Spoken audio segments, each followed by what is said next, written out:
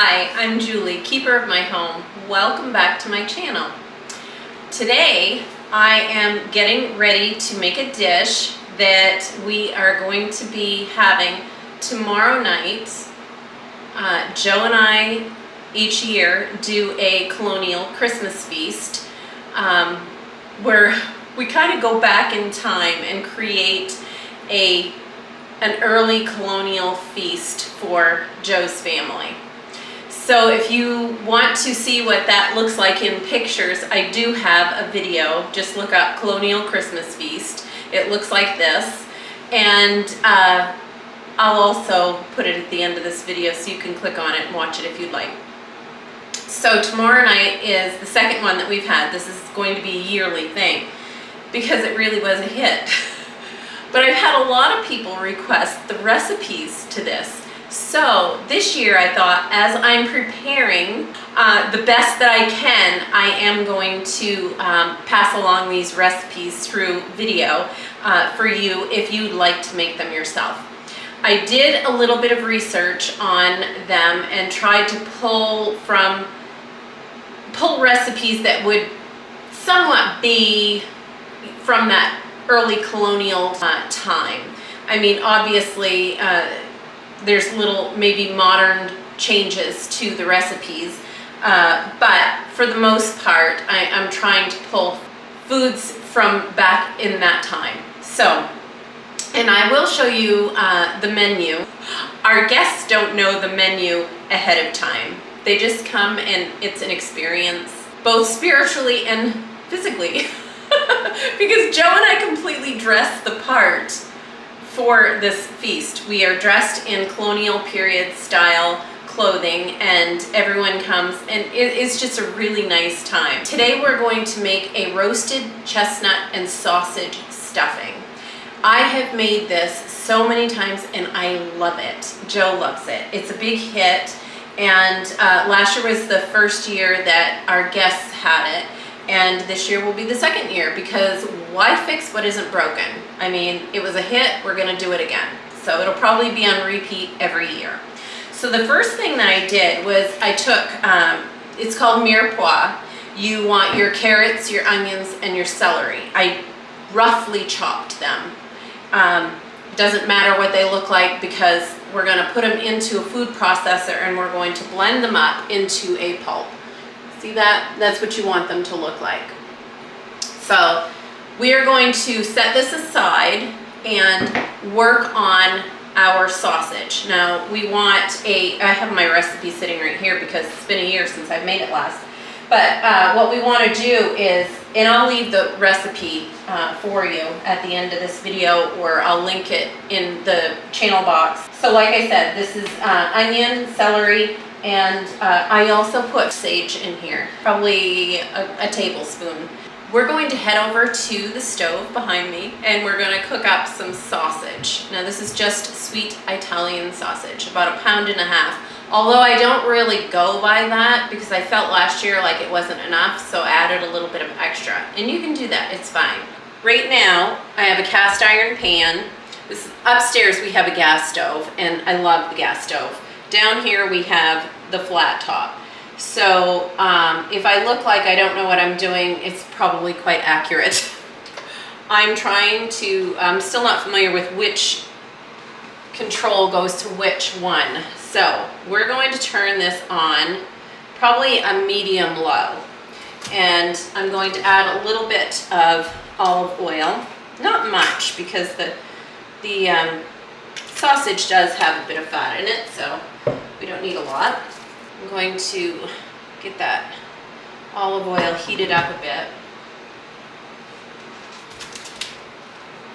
And this is 2 pounds of sausage. So I'm really excited about tomorrow night. I know Joe is too. This is such a special night and we have so much fun doing it. Of course, like I said, by the time this airs, it will be done and over with. And we will have had a fabulous time, I'm sure. All right, I'm going to throw this out into the garbage. All right, I did that and I washed my hands. before tackling anything else. I have a little movable island behind me, so I'm gonna kind of bouncing back between both places. I'm gonna turn this up a little bit, and we're going to get this fried up.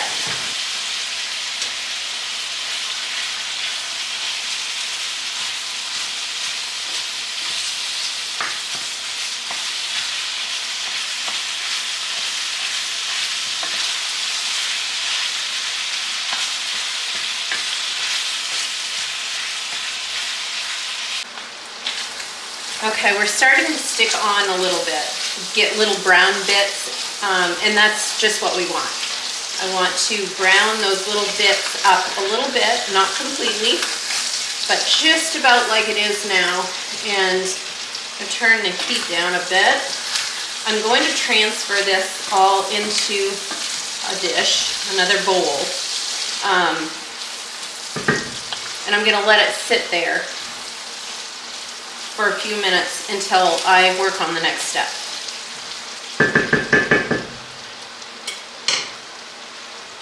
Let's get this big bowl here, and just going to move that into this bowl. I'm draining it a little bit as I go because you do want it drained as much as you can.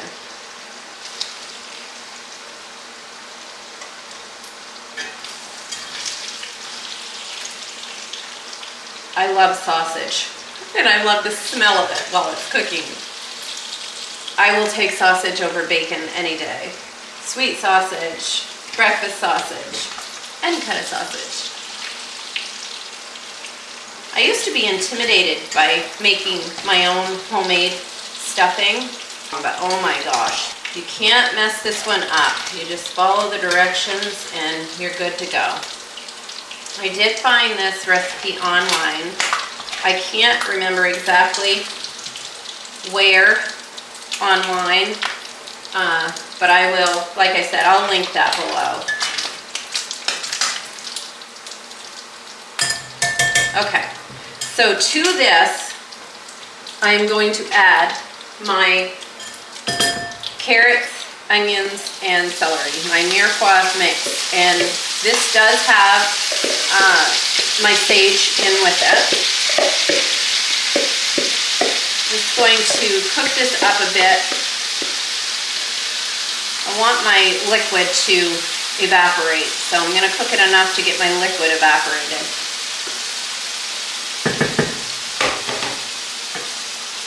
Set this aside.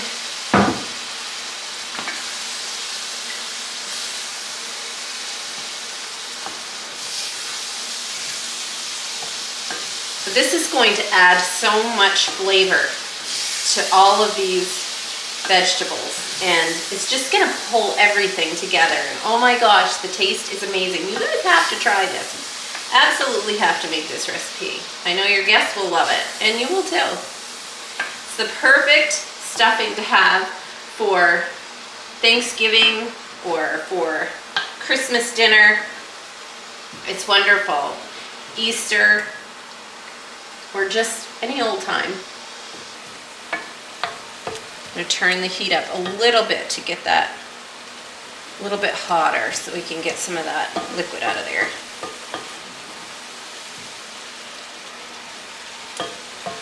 And these vegetables will all soften really well, the carrots and the onions, celery. I've shut the heat off, and now I am adding this. I'm putting it in with the sausage.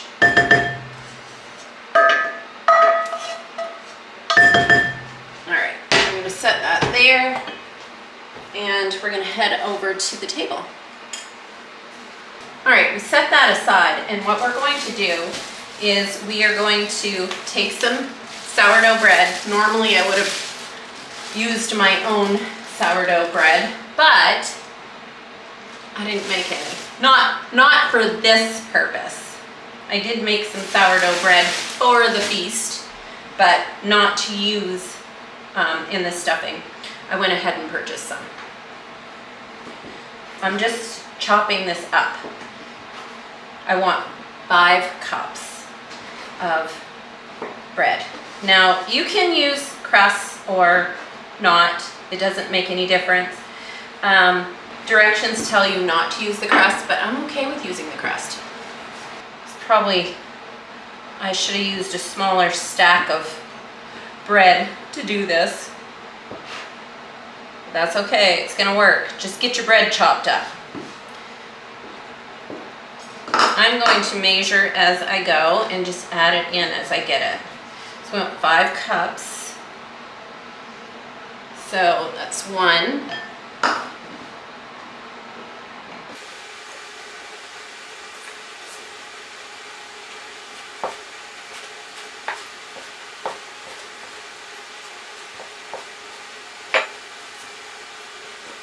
And this is 5.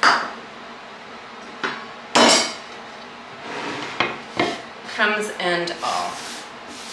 I'm gonna get it all in there. Okay.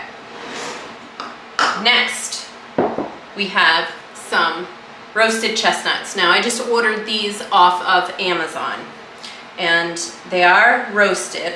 Let's see, what's it say? These are just chestnuts from France, and it's all in French, so I can't tell you what it says. Whole roasted chestnuts. We are just going to give these a rough chop, and I'm using the entire jar. That's 14 ounces. It calls for 16 ounces, but the jar didn't come in 16 ounces, so I'm not going to get nitpicky over 2 ounces. And you chop it however fine you want it. I like it roughly chopped because I like a little bit more chunks of, a few more chunks of the chestnuts than not. So, how many of you have tried chestnuts in a stuffing? I'm curious. My gosh. I never tried them in a stuffing before until we tried this recipe, and I was just hooked. I've been making this for probably about 5 years now. Favorite recipe, stuffing. I'm going to mix this up a little bit. The meat is still hot, but that's okay. I get it mixed up as much as I can. Oh my gosh, this smells so good. It smells so good. I want to add a little bit of pepper and a little bit of salt. I did add a little bit of salt and pepper when I was cooking the mirepoix. I'm going to add a little bit more because we are going to add some chicken. Or actually, I was going to add chicken bone broth, but I'm going to add turkey because we're having this with a turkey. I'm going to add that broth, and I don't salt my broth when I make it. So there is no salt in there, so adding this extra salt is not going to hurt anything. All right. I think we have this pretty well mixed. So let's set this here, and in this bowl I'm going to add an egg and I'm going to add some cream.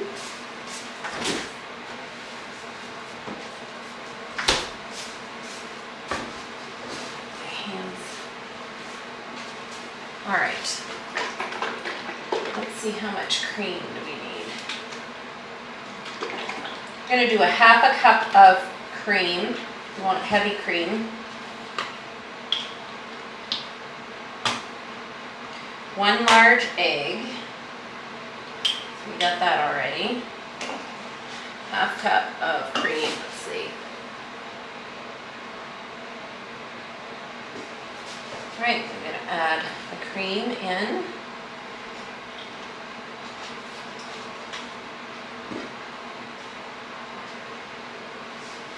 And I'm going to grab a fork.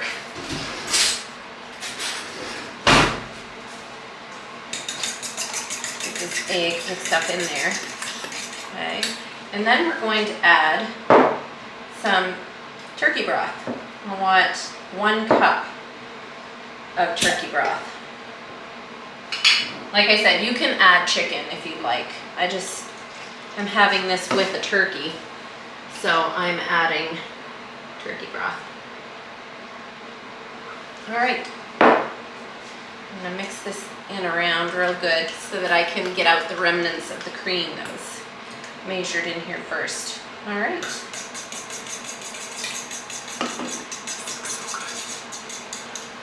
Okay, this is what you got here. You got a nice wet mixture that we're going to add to the dry mix. Okay. All right, we're slowly going to drizzle this all over the meat, bread, and mirepoix mixture. And we are going to mix that all in nicely. You want to get everything wet. I'm going to set this aside and bring in my dish. Now this is a 9 by 13 baking dish, and you know the directions don't say to grease it, but I always grease my dish when I make my stuffing. Always have. It just ensures that nothing's going to stick. So I just grabbed a stick of butter out of the refrigerator, and I'm just gonna run that around. That is good enough. Then I'm going to pour this all into my baking dish. Oops.